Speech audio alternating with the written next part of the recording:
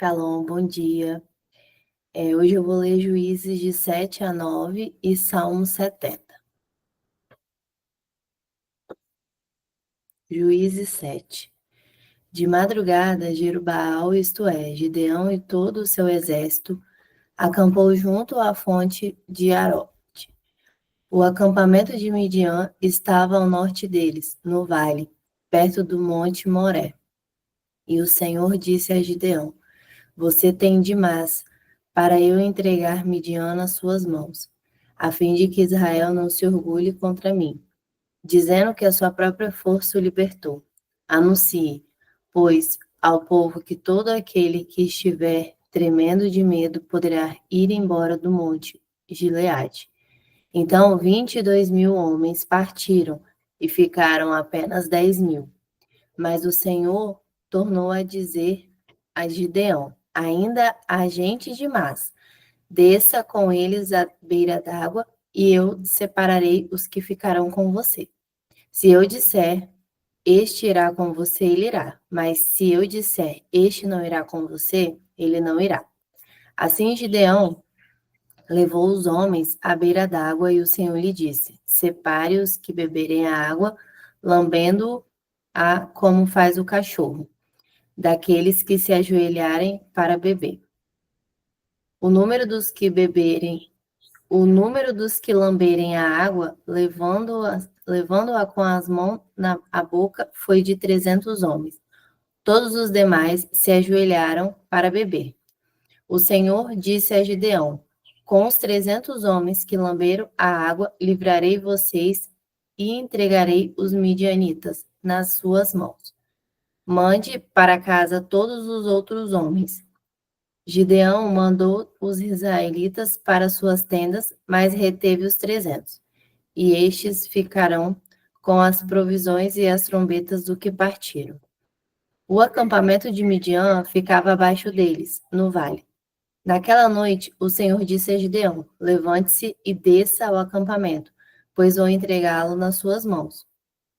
Se você está com medo de atacá-los, desça ao acampamento com o seu servo puro e ouça o que estiverem dizendo. Depois disso, você terá coragem para atacar. E então, ele e o seu servo pura desceram até o posto avançado do acampamento. Os midianitas, os amalequitas e todos os outros povos que vinham do leste haviam se instalado no vale. Eram inúmeros como nuvens de gafanhoto. Assim como não se pode contar a areia da praia, também não se podia contar os seus camelos. Gideão chegou bem no momento em que o homem estava contando seu sonho a um amigo. Tive um sonho, dizia ele.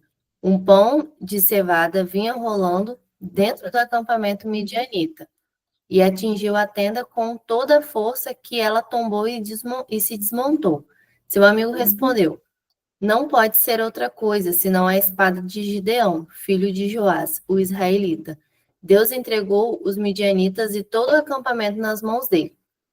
Quando Gideão ouviu o sonho e a sua interpretação, adorou a Deus. Voltou para o acampamento de Israel e gritou: levantem-se! O Senhor entregou o acampamento midianita nas suas mãos. Dividiu os 300 homens e em 3 companhias. Pôs nas mãos de todos eles trombetas e jarros vazios, com tochas dentro. E ele lhes disse: observem-me, façam o que eu fizer. Quando eu chegar à extremidade do acampamento, façam o que eu fizer.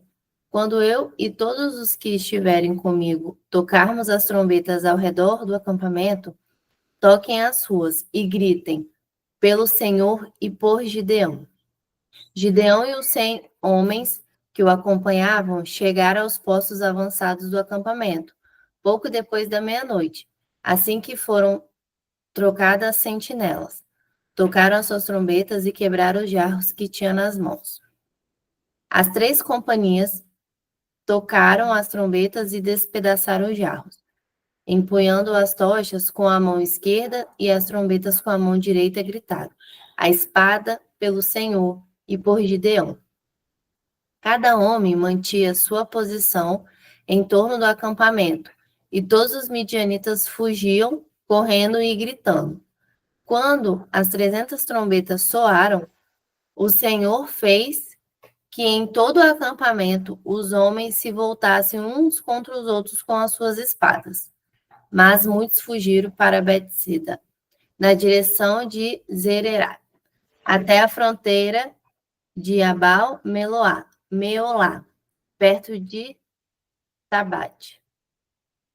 Os israelitas de Naphtali, de Asser e de todos os Manassés foram convocados e perseguiram os medianitas. Gideão enviou mensageiros a todos os montes de Efraim, dizendo: desçam para atacar os medianitas e cerquem as águas do Jordão à frente deles até Betibara. Foram, pois, convocados todos os homens de Efraim, e eles ocuparam as águas do Jordão até Betibara. Eles prenderam 2 líderes midianitas, Oreb e Zeeb. Mataram Oreb na rocha de Oreb e Zeeb no tanque de prensar uvas de Zeeb. E depois de perseguir os midianitas, trouxeram a cabeça de Oreb e a de Zeeb a Gideão, que estavam do outro lado do Jordão. Juízes 8. Os efraimitas perguntaram então a Gideão: por que você nos tratou dessa forma? Por que não nos chamou quando foi lutar contra Midian? E o criticaram durante. Ele, porém, lhe respondeu: que é que eu fiz em comparação com vocês? O resto das uvas de Efraim não são melhores do que toda a colheita de Abiezer. Então Deus entregou os líderes midianitas, Oreb e Zeeb, nas mãos de vocês. O que pude fazer não se compara com o que vocês fizeram. Diante disso, acalmou-se a indignação deles contra Gideão. Gideão e seus 300 homens já exaustos continuaram a perseguição, chegaram ao Jordão e o atravessaram.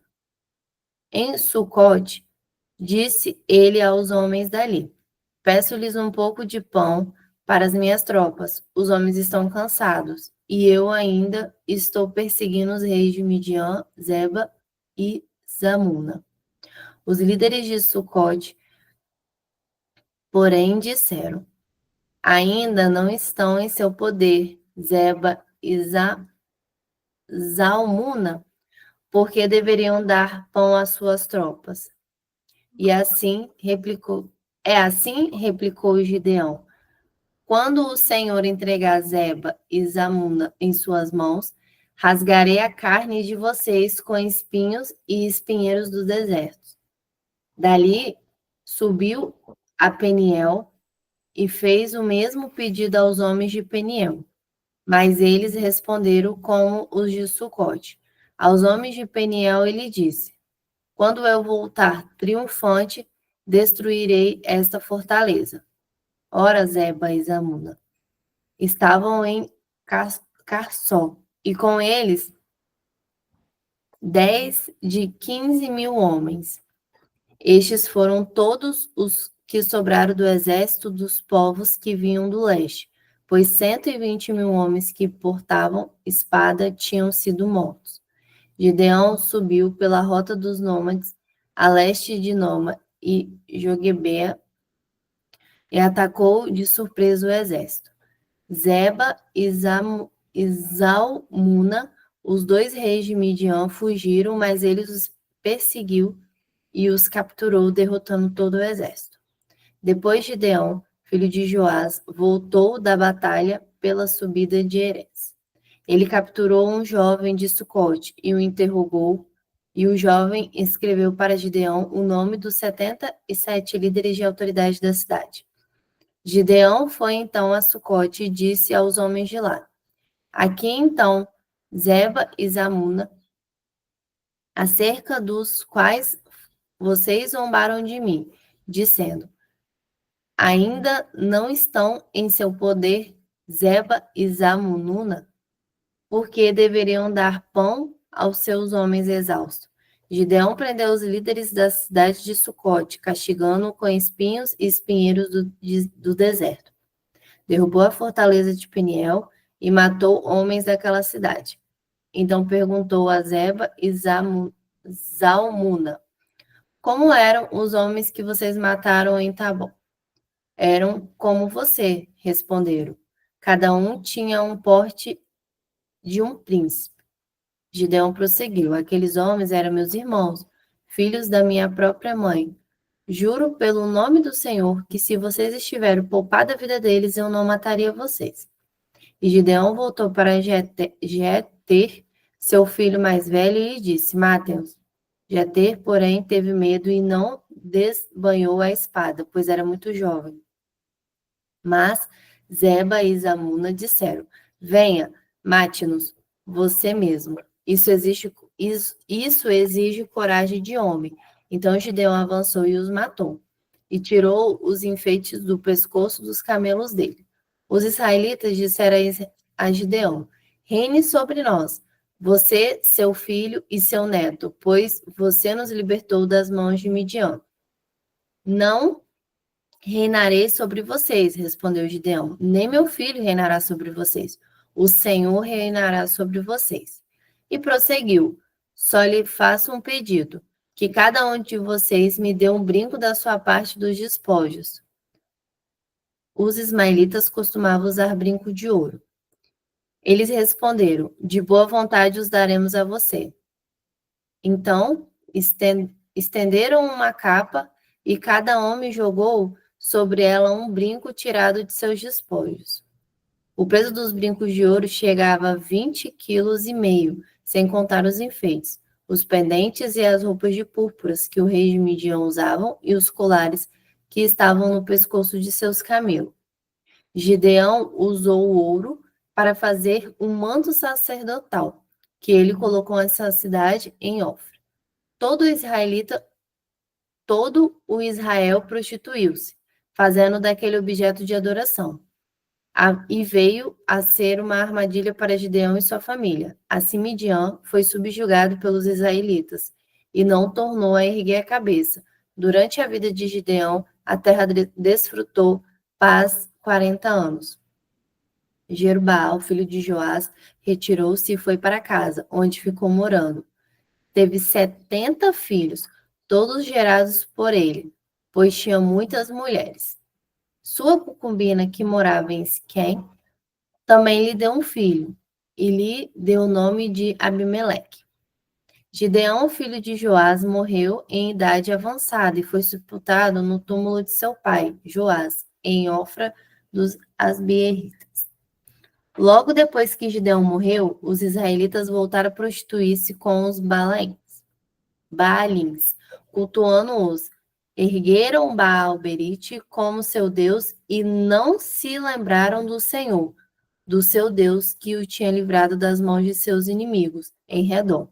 Também não foram bondosos com a família de Jerubbaal, isto é, Gideão reconhecendo todo o bem que ele tinha feito por Israel.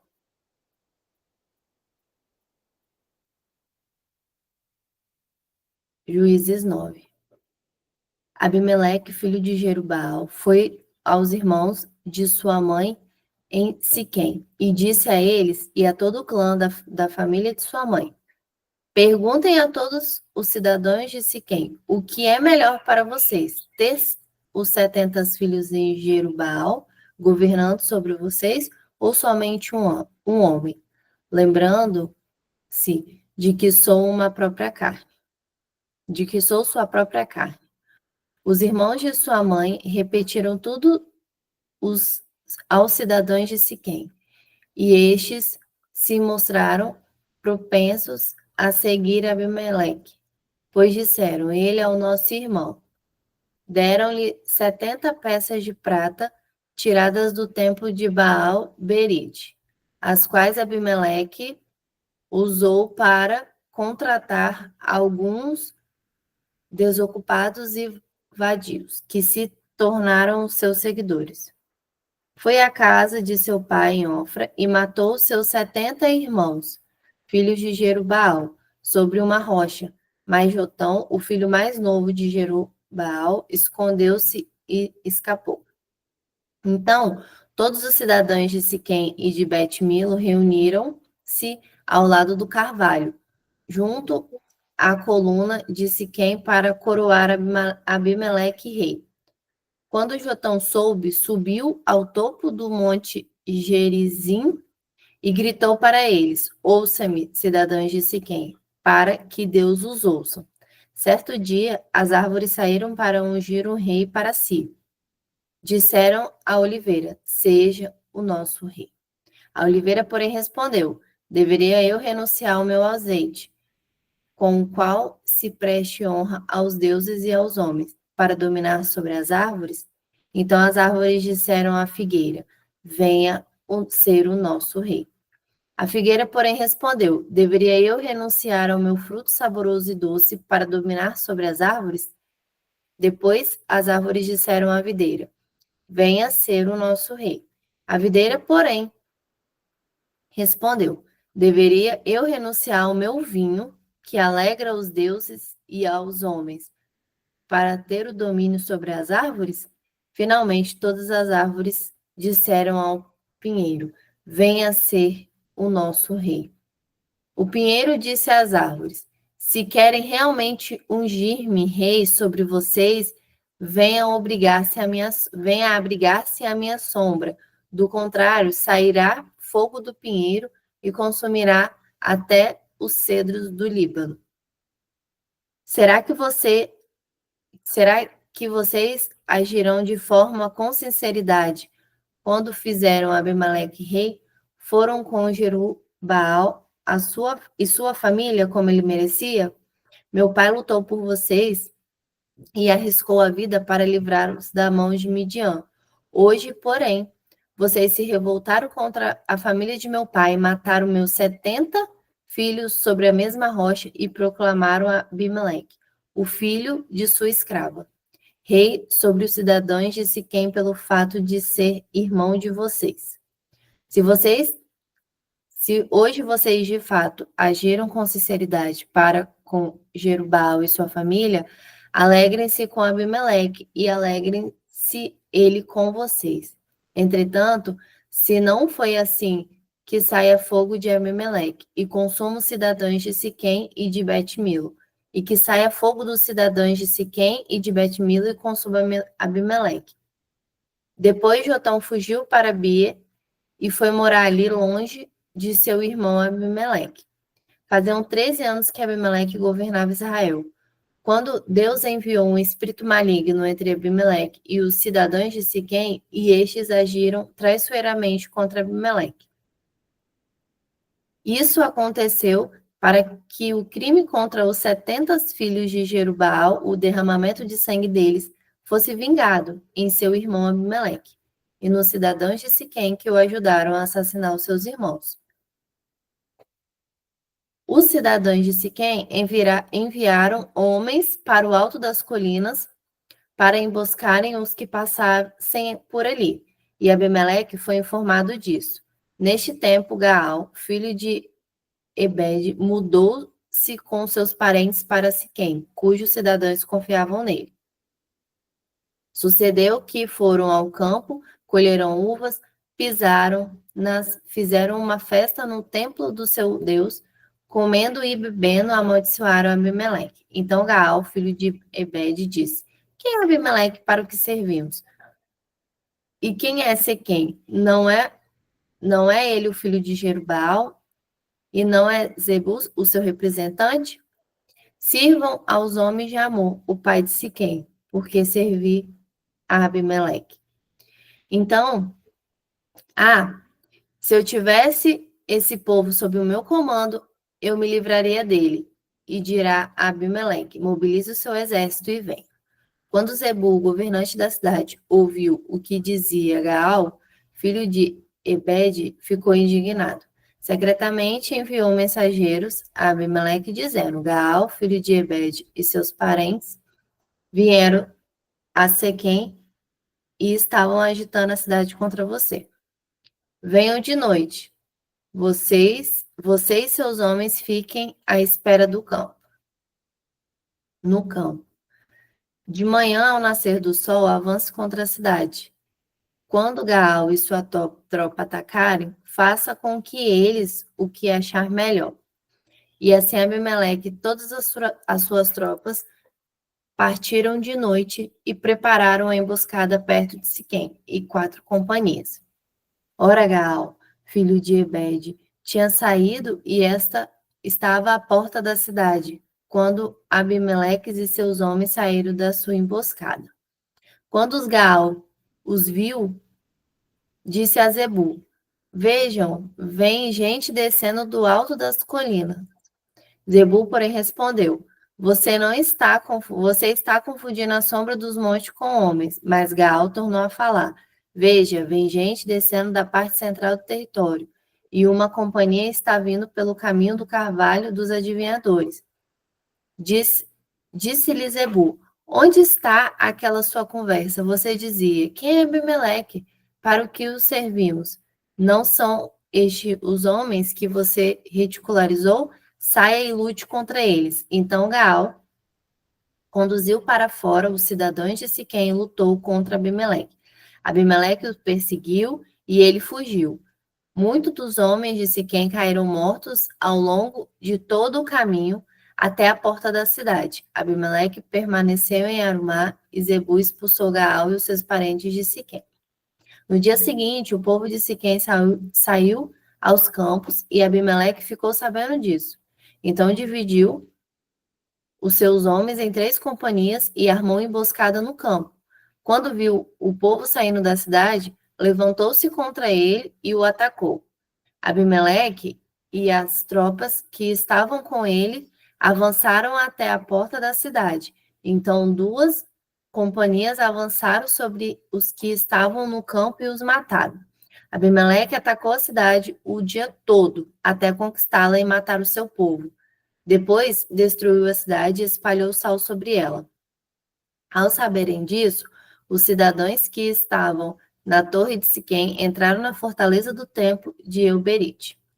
Quando Abimeleque soube que haviam reunido lá, ele e todos os seus homens subiram o monte Zamom. Ele apanhou um machado e cortou o galho de árvore e o pôs no ombro. Então, deu esta ordem aos homens que estavam com ele: Rápido, façam o que eu fizer. Todos os homens cortaram galhos e seguiram Abimeleque. Empilharam os galhos junto à fortaleza e a incendiaram. Assim morreu também o povo que estavam na torre de Siquém, cerca de 1.000 homens e mulheres. A seguir, Abimeleque foi a Tebez, sitiou-se e a conquistou-a. Mas dentro da cidade havia uma torre bastante forte, para a qual fugiram todos os homens e mulheres. Todo o povo da cidade trancaram-se por dentro e subiram para o telhado da torre. Abimeleque foi para a torre e atacou-a. E quando se aproximava da entrada da torre para incendiá-la, uma mulher jogou-lhe uma pedra de moinho na cabeça que lhe rachou o crânio. Imediatamente, ele chamou seu escudeiro e lhe ordenou: Tire a espada e mate-a, para que não diga que uma mulher me matou. Então o jovem atravessou e ele morreu. Quando os israelitas viram que Abimeleque estava morto, voltaram para casa. Assim, Deus retribuiu a maldade que Abimeleque praticara contra o seu pai, matando seus 70 irmãos. Deus fez também os homens de Siquém pagarem por toda a sua maldade. A maldição de Jotão, filho de Jerubaal, caiu sobre eles. Salmo 70. Livrai-me, ó Deus, apressa-te, Senhor, a ajudar-me. Sejam humilhados e frustrados os que procuram tirar minha vida. Retrocedam, desprezados, os que desejam a minha ruína. Retrocedam em desgraça os que zombam em mim. Mas regozijem-se e alegrem-se em ti todos os que te buscam. Digam sempre os que amam a tua salvação, como Deus é grande.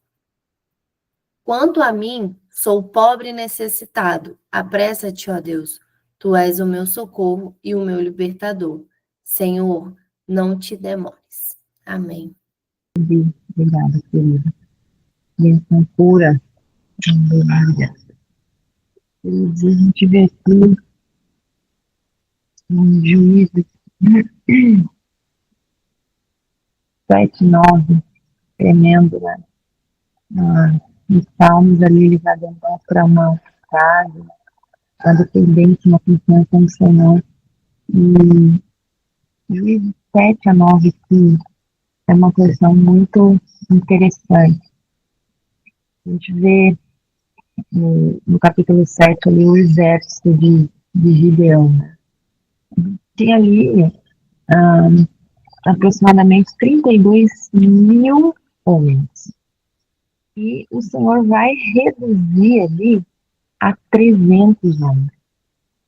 Eu penso assim, que é uma redução bem drástica, né? De 32 mil para 300. Então a gente vê que nessa redução aqui do exército, né, apenas 300 homens, Deus tinha um propósito aqui de demonstrar que a vitória viria pelo poder de Deus e não pela força humana, não pela força de um exército muito grande, né? Mas apenas com 300 homens o Senhor daria a vitória ao povo de Israel. E o exército dos midianitas, né, era enorme, era muito grande, né? E você vê que a tática deles aqui, do exército, esse pequeno exército de Gideão, eles usaram picochas, usaram trombetas, cântaros, né? Então, uma estratégia bem comum, que confunde todo um acampamento inimigo, e eles recebem a vitória. Interessante que em Juízes 7:2 o Senhor vai dizer a Gideão assim, ele fala assim, ó, o povo que está contigo é demais para eu entregar os midianitas em sua mão, para que Israel não se glorie contra mim, dizendo, a minha própria mão me livrou. Então, é interessante, né? E a gente vê que esse aqui é um princípio fundamental da fé, né? Quando a gente enfrenta desafios que parecem ser impossíveis, olha que tremendo, queridos. Deus muitas vezes ele reduz os nossos recursos para que a glória seja dele, né? Então, isso traz também até a própria percepção em relação ao nosso Messias, a Yeshua. Ele não veio como um rei poderoso, né? Como Israel ali imaginava, mas ele veio como um servo humilde. E nesse contexto, né, o que acontece aqui?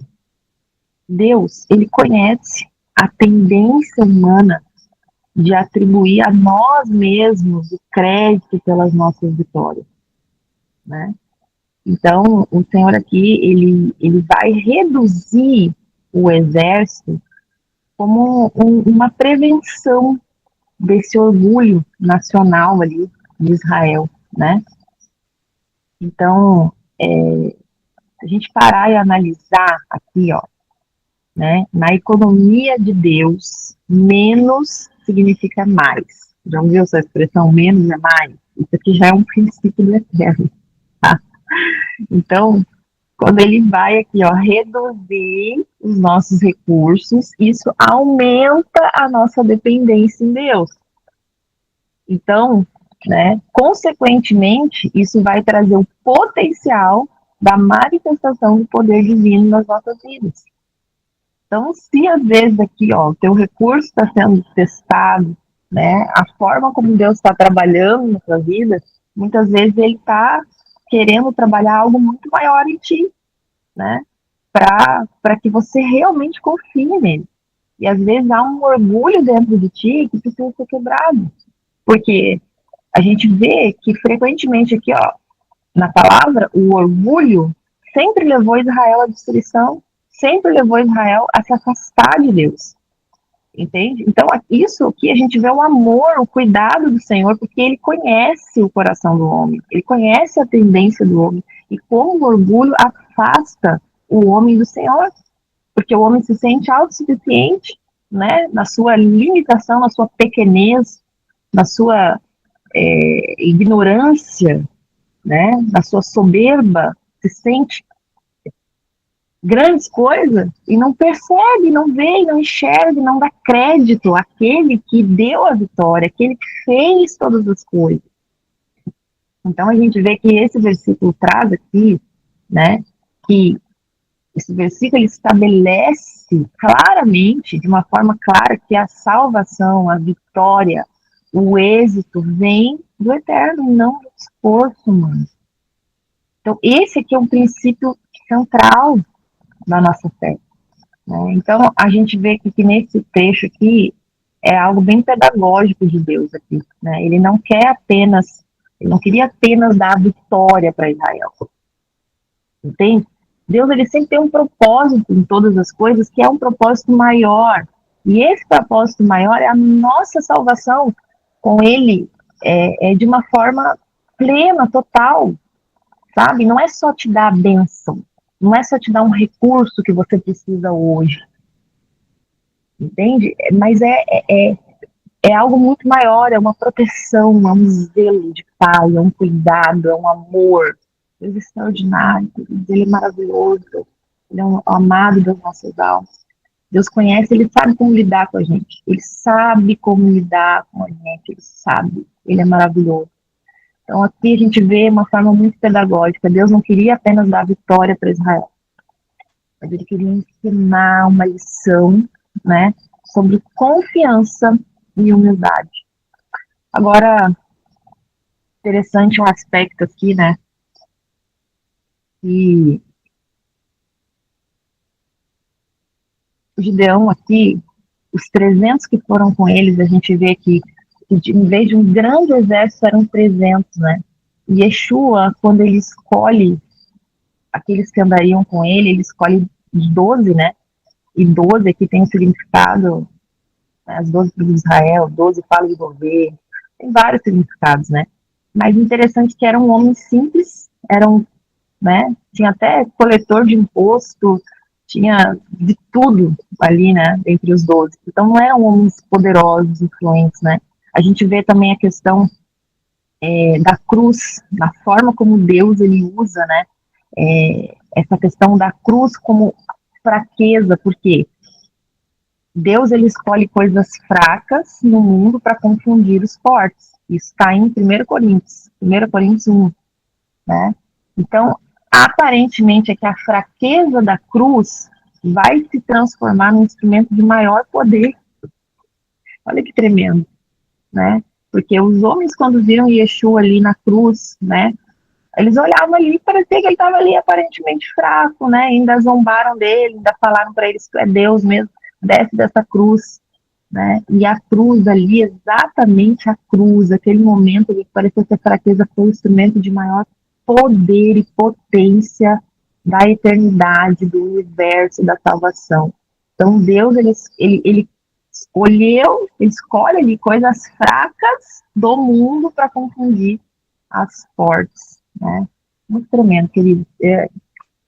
Em relação, só para a gente finalizar, esse texto aqui, essa porção, vai falar do declínio de Gideão também, né? A gente vê ali que ele foi vitorioso, então ele tem uma grande, tremenda vitória, mas depois há um declínio de Gideão, que traz ali um ato de idolatria, né? Depois das grandes vitórias, Israel fala, não, você vai governar sobre nós, tal, e aí Gideão vai dizer, não, eu não vou governar sobre vocês, e nem os meus filhos vão governar sobre vocês, né? O Senhor governará sobre vocês. Aqui a gente vê que ele reconhece o Senhor como o verdadeiro rei de Israel, ele recusa ali, né, receber glória, né, receber ali qualquer, como é que fala, a palavra de afirmação em relação à vitória ali que o Senhor deu a Israel. Só que há uma contradição logo em seguida, né? Ele pede ali para o pessoal, ele quer fazer um éfode de ouro, e ele fala, não, me dê aqui os despojos, né? Porque eu vou fazer um éfode de ouro, e ele faz ali. O que é um éfode? O éfode era uma vestimenta sacerdotal, tá? Era uma roupa ali que só o sumo sacerdote ele usava. E isso está descrito lá em Êxodo 28. O Senhor mesmo estabeleceu como que deveria ser esse éfode e tal, né? Está lá em Êxodo. Mas aí, só o sumo sacerdote podia usar, né? E era feito de linho, de fios de ouro, né? Tinha toda uma cor determinada. Então, a gente vê aqui que Gideão ele tem uma intenção boa, né? Alguns sábios falam isso, que ele teve uma intenção boa, mas logo depois ele tem uma atitude contraditória. Então ele tem uma intenção ali, uma fala de fidelidade, só que depois ele tem um ato de idolatria, né? Então, a gente vê aqui, queridos, como é perigoso, né? E como o homem tem essa tendência de se corromper, né? Então, a gente pode, muitas vezes, a gente tem que ter cuidado com a incoerência espiritual, né? Porque às vezes você pode professar palavras de fidelidade, enquanto as suas ações, elas revelam compromissos divididos, entende? Então é isso que a gente tem que ver aqui, porque aquilo ali se tornou, a palavra fala que esse éfode de ouro se tornou tropeço para Gideão e para sua casa. Você vê ali que depois vai falar sobre os 70 filhos que ele tinha, e um dos seus filhos, que era Abimeleque, mata os seus irmãos. Só um que não morre, que é Jotão, e daí vai e fala ali, faz aquela parábola, né, aquela poesia, e você vê que o povo de Israel escolhe Abimeleque para reinar sobre ele. E o reinado desse Abimeleque dura 3 anos, e é um reinado de violência. E a forma como ele morre também é uma forma violenta, né? Então, esse éfode de ouro ali, que foi feito, gente, aquilo ali foi pedra de tropeço. Então, a gente precisa ter cuidado com as nossas boas intenções, né? E o que é que realmente está no nosso coração. Então, você pode falar que você é fiel, mas como que são as suas ações diante do Senhor, né? Então, as nossas ações, elas vão revelar o nosso verdadeiro compromisso, a nossa verdadeira fidelidade ao Senhor, né? Um outro ponto importante aqui é essa questão, queridos, muitas vezes de você querer materializar a fé, sabe? Alguns comentaristas dizem assim, que ele teve uma boa intenção em fazer aquele éfode de ouro ali, né, ao Senhor, mas o perigo de, às vezes, você querer você materializar a sua fé com rituais, ou com símbolos, ou com objetos, entendeu? E aí você acaba substituindo a sua relação espiritual com Deus por objetos. Por isso que você vê assim, que muitas vezes as pessoas têm essa tendência de querer fazer o santo, né, de fazer símbolozinhos para materializar aquela fé. Isso é terrível, isso é idolatria, né? Rituais também. Então a gente tem que ter muito cuidado com isso. Aí aqui, essa questão, né, da gente ter o cuidado da gente avaliar as nossas motivações à luz da palavra e não nas nossas intenções, né?